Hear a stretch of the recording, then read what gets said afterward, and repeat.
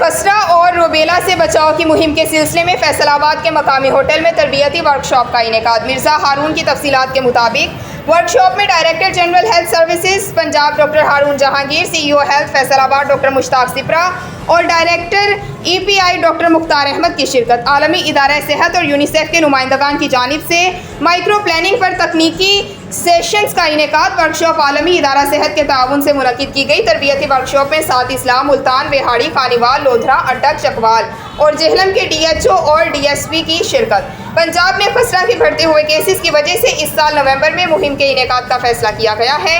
D G health doctor Haroon Jahangir